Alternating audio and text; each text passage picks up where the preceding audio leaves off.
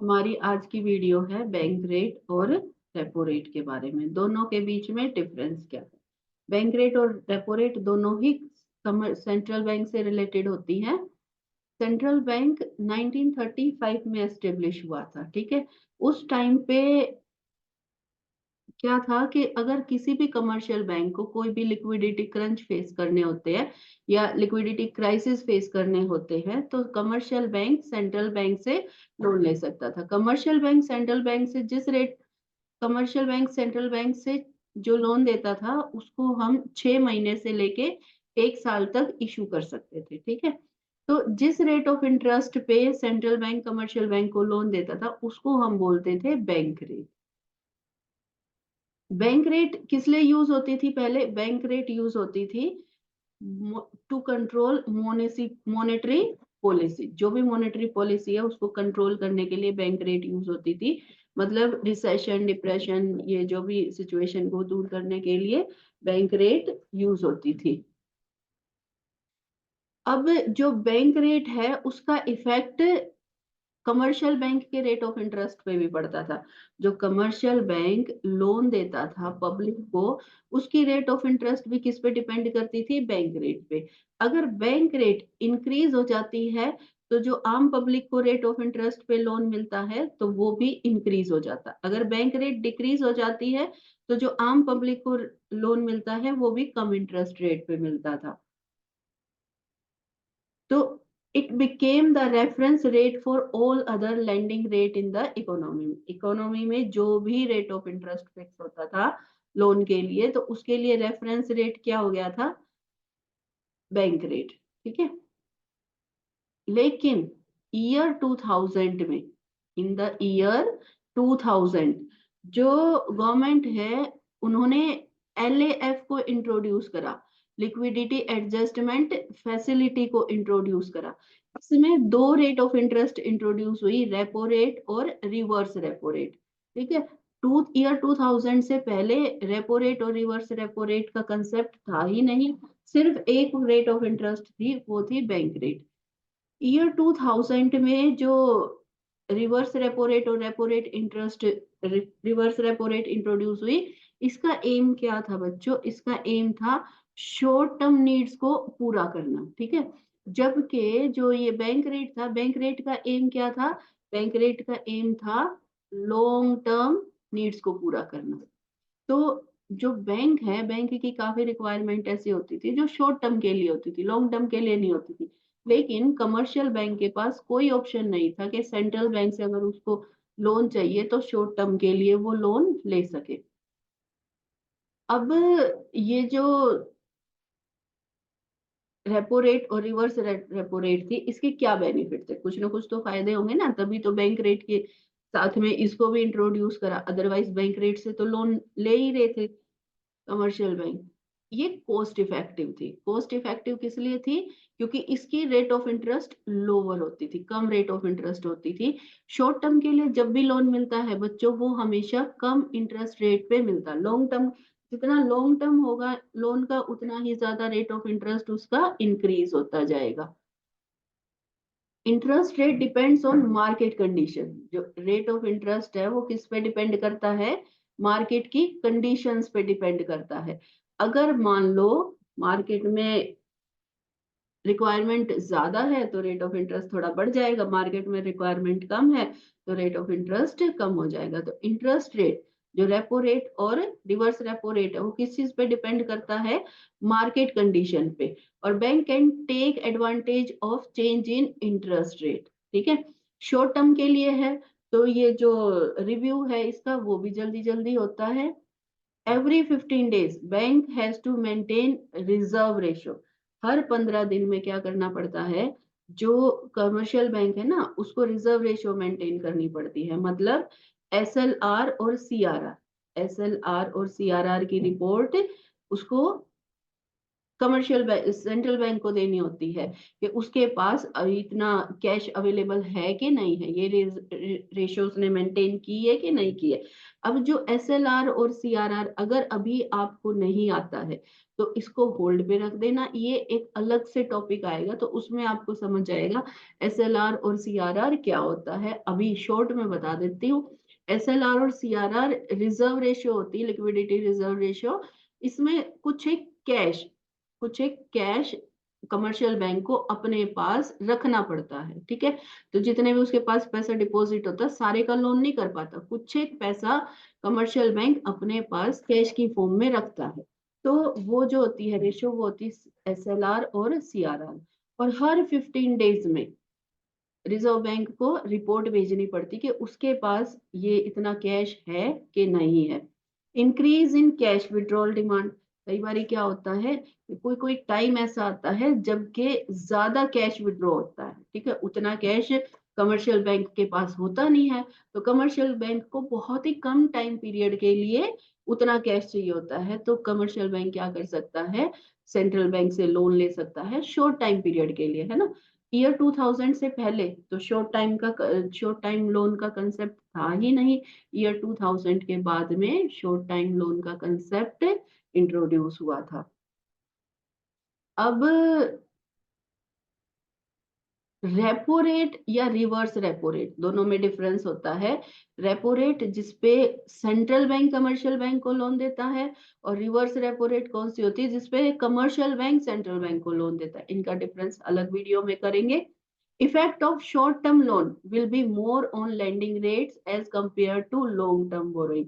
अब देखो क्या होता है, जो कमर्शियल बैंक है बच्चों, कमर्शियल बैंक की ज्यादा जो नीड्स होती हैं वो क्या होती है, शॉर्ट टर्म नीड्स होती है। Long term needs commercial bank की कम होती हैं। तो जब short term interest rate introduce हुई, मींस रेपो रेट इंट्रोड्यूस हुई, तो कमर्शियल बैंक्स ने क्या किया, शॉर्ट टर्म लोन लेना स्टार्ट कर दिया है, लॉन्ग टर्म कम लोन लेते हैं, ठीक है।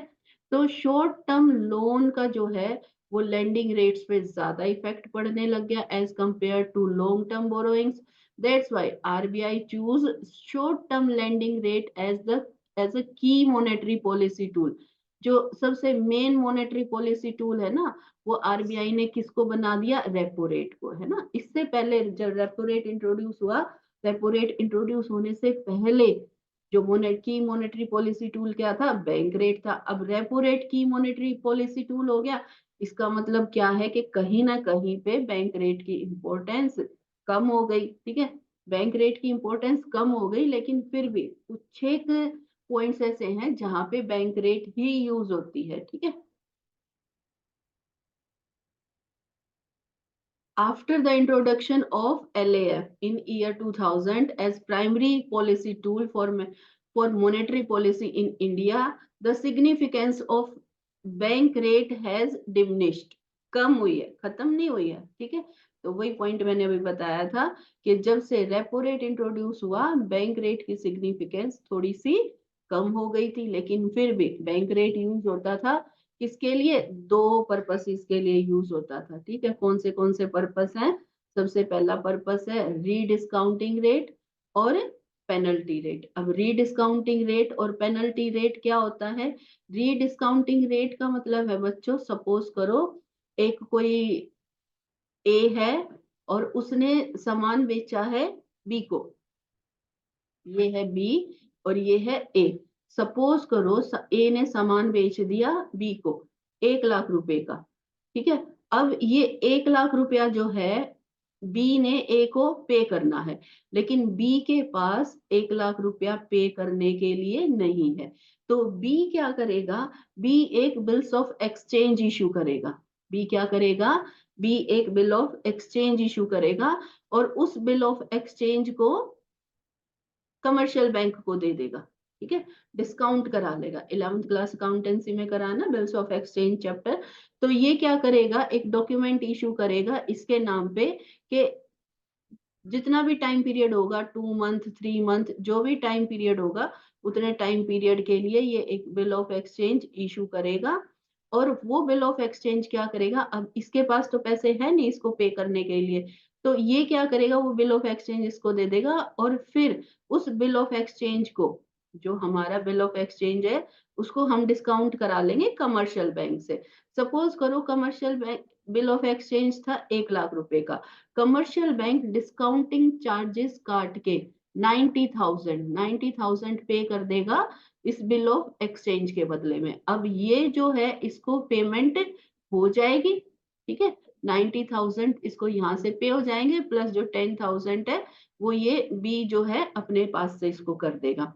तो अब सपोज करो कमर्शियल बैंक ने बिल डिस्काउंट तो कर लिया, लेकिन इसको कैश की शॉर्टेज होने लग गई। तो ये कैश की शॉर्टेज जो है वो क्या करेगा, ये जो बिल ऑफ एक्सचेंज है, ये बिल ऑफ एक्सचेंज लेके जाएगा सेंट्रल बैंक के पास। ये कमर्शियल बैंक के पास बिल ऑफ एक्सचेंज आ गया था, अब ये bill of exchange commercial bank क्या करेगा, सेंट्रल बैंक के पास लेके जाएगा। अगर कमर्शियल बैंक सेंट्रल बैंक के पास नहीं लेके जाता तो बी क्या करता, बी इसको 1 लाख रुपया पे कर देता। जब भी इसने पे करना होता बी ने, बी 1 लाख रुपया यहाँ इसको पे कर देता। लेकिन अभी कमर्शियल बैंक ने इसको तो पैसे दे दिए, लेकिन वो bill of exchange commercial bank लेके चला गया सेंट्रल बैंक के पास, ठीक है। तो सेंट्रल बैंक ने उसको, अभी देखो यहाँ पे क्या करा था इसने, बिल ऑफ एक्सचेंज को डिस्काउंट कर दिया था। अब ये डिस्काउंटेड बिल ऑफ एक्सचेंज को लेके आरबीआई के पास चला गया कमर्शियल बैंक। तो इसको हम बोल देंगे बच्चों रीडिस्काउंटिंग रेट। जो ये इसको रीडिस्काउंट करेगा कमर्शियल सेंट्रल बैंक, तो ये किस भी रेट पे करेगा बच्चों, इसको बैंक रेट पे, ठीक है। आज के टाइम पे बैंक रेट है 6.75। क्या है बैंक रेट, 6.75, ठीक है।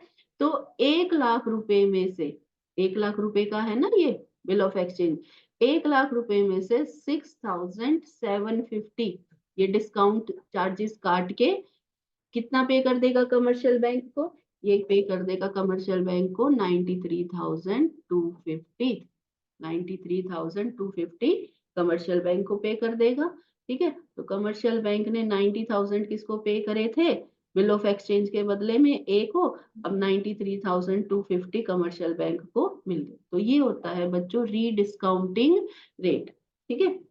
तो अगर कोई मान लो बिल ऑफ एक्सचेंज आता है कमर्शियल बैंक के पास डिस्काउंट होने के लिए, तो उस बिल ऑफ एक्सचेंज को कमर्शियल बैंक आरबीआई से रीडिस्काउंट कर लेता है, ठीक है।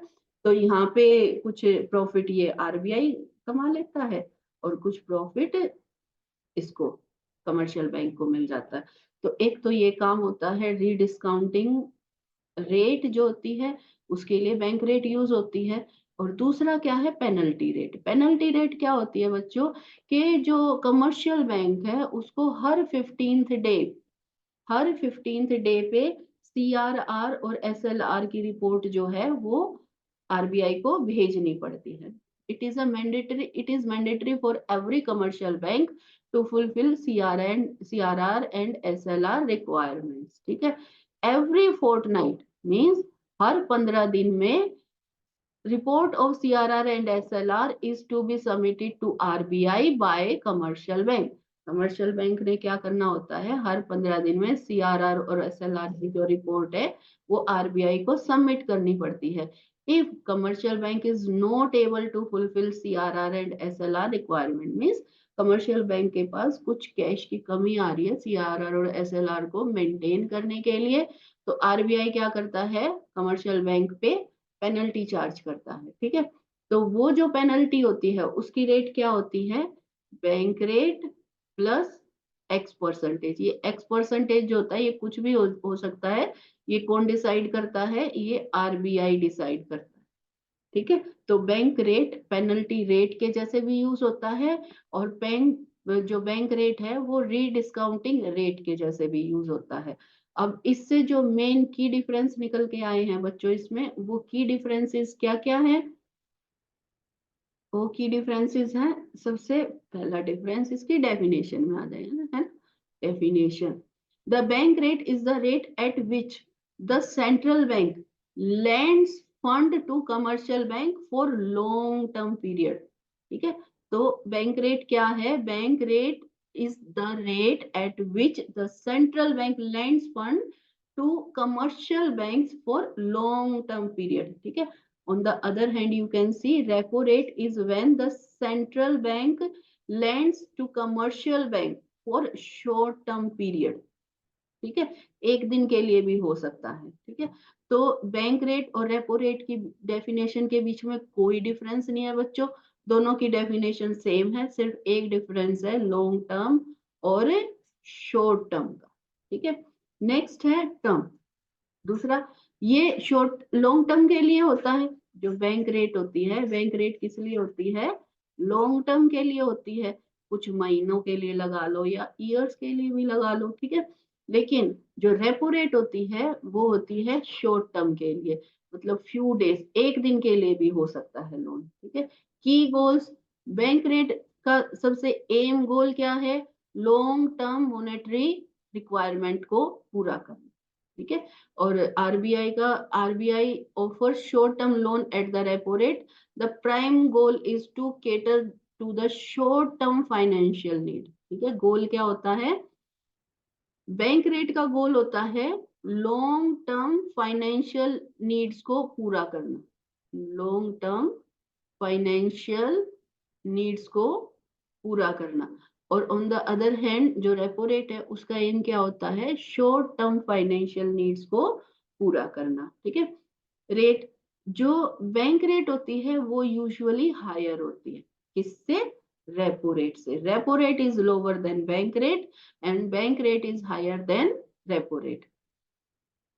जो करंट है ना, फरवरी 2024 में जो रेपो बैंक रेट है वो है 6.75 और जो रेपो रेट है वो है 6.5, ठीक है। ये चेंज होती रहती है, ऐसे फिक्स याद मत रखना हमेशा के लिए, हो सकता है 5 साल बाद कोई ये वीडियो देख रहा तो उस टाइम भी ये रेट याद रख लो।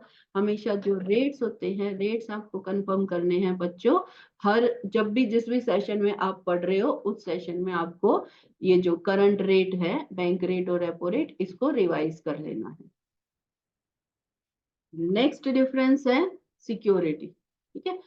Security, the bank does not remain liable to offer any security against this loan and at bank rate, ठीक है। At the repo rate bank is liable to offer security, जब रेपो रेट पे अगर bank को कुछ पैसा चाहिए होता है तो बैंक को क्या करना पड़ता है, कुछ ना कुछ सिक्योरिटी देनी पड़ती है, ठीक है। एग्रीमेंट, बैंक रेट में कोई भी एग्रीमेंट की नीड नहीं होती, no need to sign the repurchase agreement because no collateral is involve. Collateral क्या होता है, सिक्योरिटी, जब आप कोई चीज गिरवी रख के कोई लोन लेते हो ना तो उसको हम बोल देते हैं collateral. The bank and RBI both need to sign repurchase agreement, repo rate में रीपरचेज एग्रीमेंट को साइन करना पड़ता है। जो बैंक रेट है उसको रीडिस्काउंट रेट भी बोलते हैं या डिस्काउंट रेट भी बोलते हैं, ठीक है। और जो रेपो रेट है उसका दूसरा नाम है रीपरचेज रेट, ठीक है। रीपरचेज ऑप्शन या repurchase rate. Charge for, bank rate is charge against loan offered by central bank to commercial bank. जो बैंक रेट है, जो सेंट्रल बैंक कमर्शियल बैंक को लोन देता है, लोन ऑफर करता है, उसके अगेंस्ट ली जाती बैंक रेट होती है। Repo rate is charged for repurchasing the security sold by the commercial banks to the central bank, ठीक है।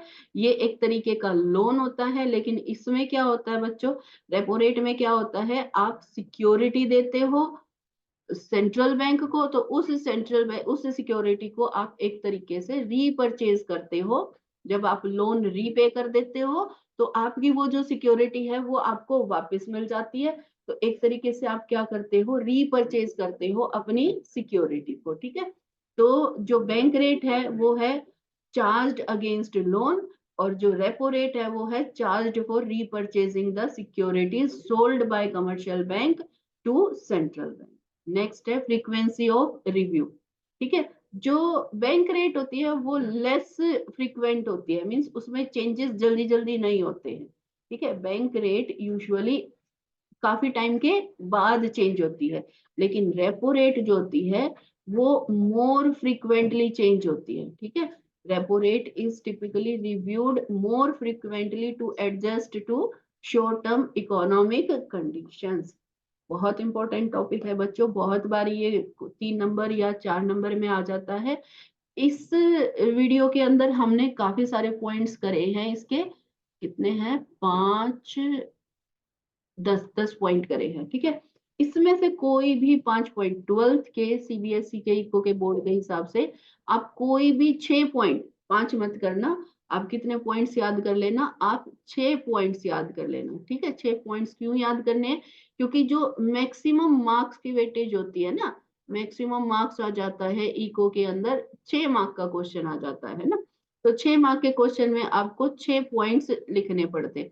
6 मार्क के क्वेश्चन के लिए आपको 6 पॉइंट्स लिखने पड़ेंगे एटलीस्ट। तो इसमें से कम 6 पॉइंट्स तो आप रट लेना, ठीक है। जो शुरू का था बच्चों, ये जितना भी था, ये सारा किस लिए था, ये सिर्फ टॉपिक को समझने के लिए था। ये जितना भी था ये टॉपिक को समझने के लिए था कि बैंक रेट रेपो रेट होती क्या है। उसके बाद जो आपको 12th के हिसाब से लर्न करना है ना, वो ये करना है। जो ये डिफरेंसेस दे रखे हैं ना इस वाली स्लाइड पे और नेक्स्ट वाली स्लाइड पे, ये जो 2 स्लाइड्स हैं इनके डिफरेंसेस आपको रट लेने हैं 12th क्लास के पेपर के हिसाब से।